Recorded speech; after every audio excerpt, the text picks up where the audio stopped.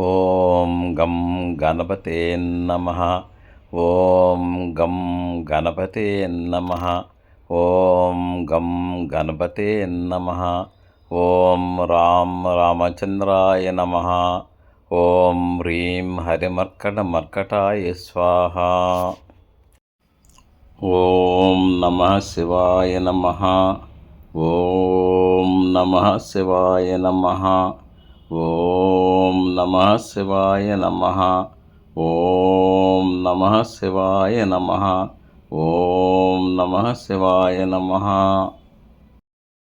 48 astrology జ్యోతిష్య శాస్త్రము.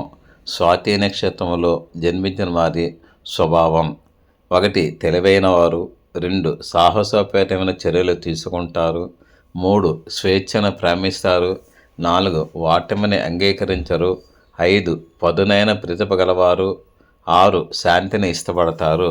BSKV ప్రసార సిద్ధాంతి 9440255669, వాయిస్ ఆఫ్ 1952 బిఎస్కేవి ప్రసార సిద్ధాంతి. ఓం గం గణపతే నమః.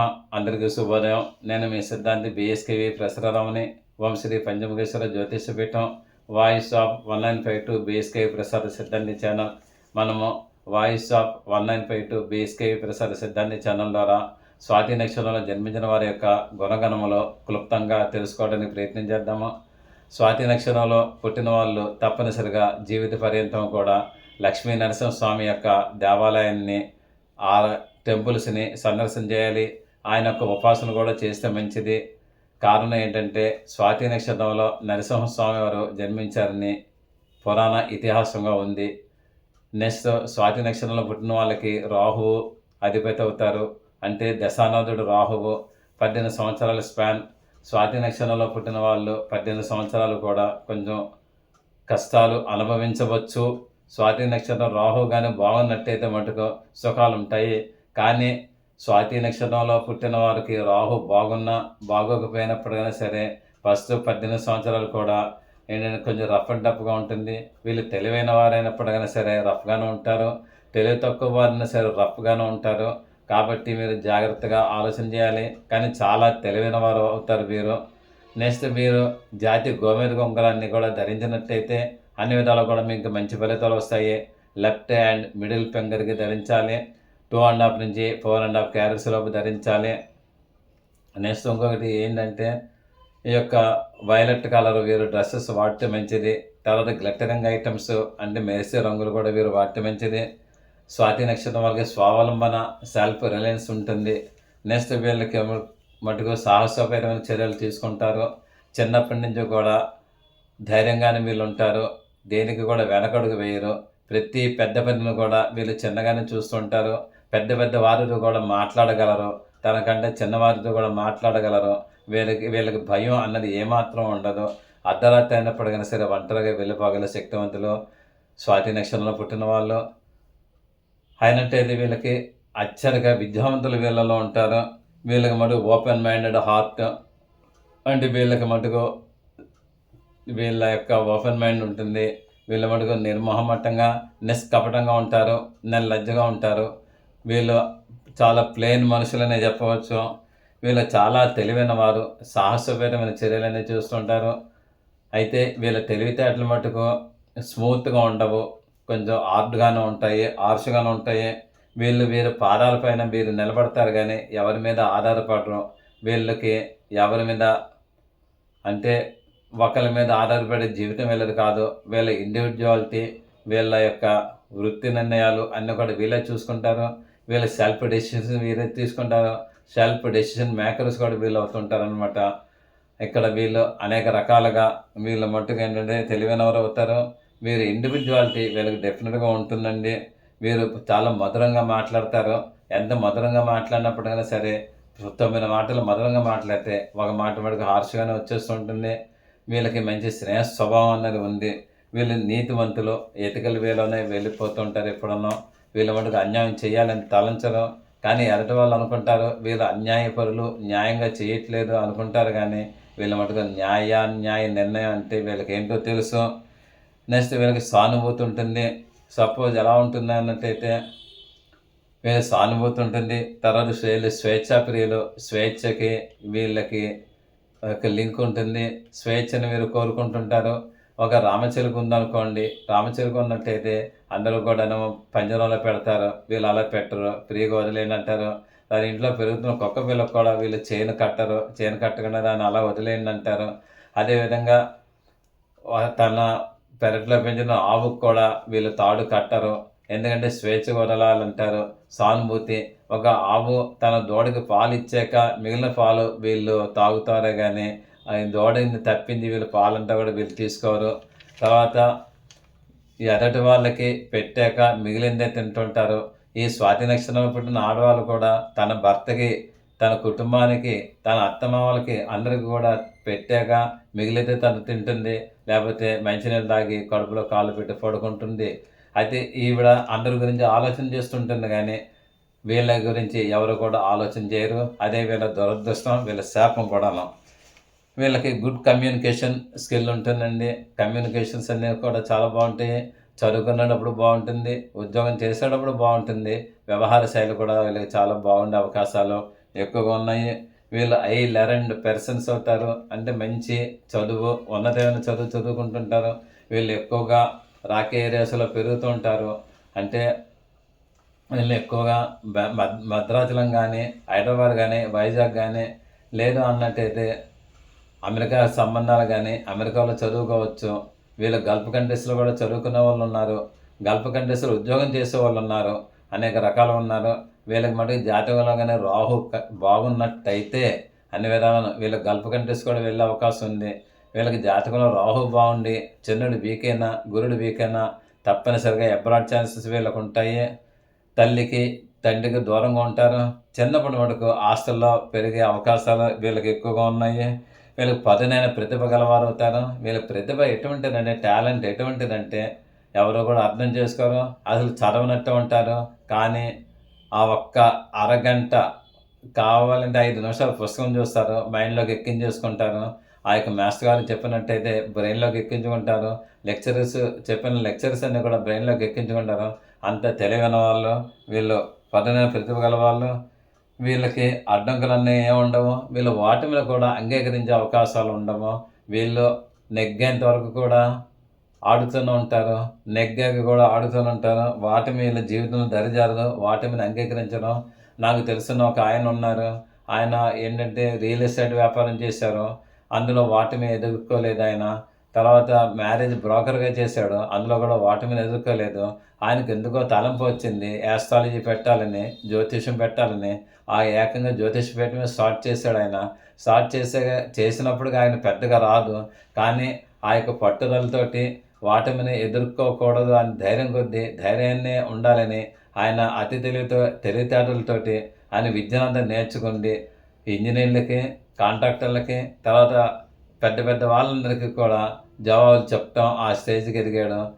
అంటే ఇక్కడ మనకు కావాల్సింది ఏంటంటే రాహు అంటే స్వాతి నక్షత్రంలో పుట్టిన వాళ్ళు తప్పనిసరిగా కష్టపడి పైకి వస్తారు. ఓటమిని ఎదుర్కోరు. చాలా తెలివైన వాళ్ళని నేను చెప్తున్నాను. నెక్స్ట్ వీళ్ళు విమర్శలు ఎప్పుడు కూడా అంగీకరించరు. ఒకవేళ వాళ్ళు తప్పు చేసినప్పుడైనా సరే వాళ్ళు అంగీకరించరు. ఆ తప్పు చేసాం లేవయ్యా, నువ్వా నన్ను విమర్శ చేసేదంటారు. కానీ తర్వాత అలా ఆ తప్పును సరిదిద్దుకునే అవకాశాలు ఎక్కువగా ఉన్నాయి. వీళ్ళు వేరొకరి మీద ఆధారపడరు. అన్నట్టయితే వీళ్ళు ఒకవేళ కానీ ఆస్తి పంపకాల్లో కానీ, లేదంటే పార్ట్నర్స్ విడిపోవటంలో కానీ, లేదు అన్నట్టయితే భార్యాభర్తలు విడిపోవటంలో కానీ, ఇటువంటి ఏదైనా అయితే పార్ట్నర్కి అన్యాయం చేయాలని తలంపు ఏముండదు. వాళ్ళకి ఎంతవరకు రావాలో అనా పైసలు లెక్కగట్టి ఇచ్చి వీళ్ళు బయటకు వచ్చే అవకాశాలు ఉన్నాయి. వీళ్ళకి ఎక్కువగా సానుకూల దృక్పథం ఉంది. ప్రతిదీ కూడా సానుకూలంగానే చూస్తారు. అంతేగాని వీళ్ళు పాజిటివ్గానే చూస్తారు కానీ నెగిటివ్గా చూసే అవకాశాలు ఎక్కడ ఏమీ లేవనే నేను చెప్తున్నాను. వీళ్ళకి ఆత్మవిశ్వాసం ఉంది. సెల్ఫ్ కాన్ఫిడెన్స్ వీళ్ళకి బ్రహ్మాండంగా ఉంది. ఈ సెల్ఫ్ కాన్ఫిడెన్స్ తోటే వీళ్ళు ప్రతి పని కూడా నెరవేరుస్తారు. ఇందులో పుట్టిన వాళ్ళు లేడీస్ అయినట్టయితే వీళ్ళు చాలా పవిత్రంగా ఉంటారండి. ట్రెడిషనల్ ఫ్యామిలీస్ నుంచి వచ్చిన వాళ్ళు ఉంటారు. తర్వాత సాంప్రదాయానికి విలువ ఇస్తారు. తర్వాత సనాతన ధర్మాన్ని ప్రేమిస్తారు వీళ్ళు. తర్వాత ప్రయాణాలకి దూరంగా ఉంటారు. తర్వాత వీళ్ళకి రెస్ట్ కావాలి. వీళ్ళకి ఎప్పుడన్నా ఇందులో స్వాతి నక్షత్రంలో పుట్టిన లేడీస్కి మటుకు ఎప్పుడో విశ్రాంతి ఉన్నట్టయితే వాళ్ళకి మటుకు అన్ని విధాలు కూడా బాగుంటుంది నేను చెప్తున్నాను. స్వాతి నక్షత్రంలో పుట్టిన పురుషులు అయినట్టయితే ఏ విధంగా ఉంటారంటే శాంతిని ఇష్టపడతారు, వీళ్ళు ఇతరులకు సహాయం చేస్తారు, తర్వాత మనసులోని మాటను బయట పెడతారు. అంటే తన మనసులోని మాటను బయట పెడతారు, ఎలాంటి వాళ్ళ మాటను కూడా బయట పెట్టే ఏర్పాటు చేస్తారు. తర్వాత వీళ్ళకి కొంచెం కోపం ఎక్కువ, ఆ కోపం వల్ల ఏంటంటే కొంచెం ఎక్కువగా గొడవలు వస్తుంటాయి, స్నేహాలు కూడా పాడైపోతుంటాయి నోటి వీళ్ళకి. ఇది వీటిల్లో అయితే వీళ్ళ వైవాహిక జీవితం ఏ విధంగా ఉంటుంది అన్నట్టయితే మటుకు సమస్యాపూర్వకంగానే ఉంటుంది. అంటే బాగా కలిసినట్లయితే భార్యకి లైఫ్ పార్ట్నర్ అనారోగ్యం రావచ్చు, లేదా అన్నట్టయితే విడిపోవచ్చు, లేదా అన్నట్టు అనేక సమస్యలు ఉండవచ్చు. భర్తకి ఎప్పుడు కూడా తీరిక లేకపోవడం వల్ల భార్య కొంచెం డిస్కంఫర్టబుల్ ఫీల్ అవ్వచ్చు అనమాట.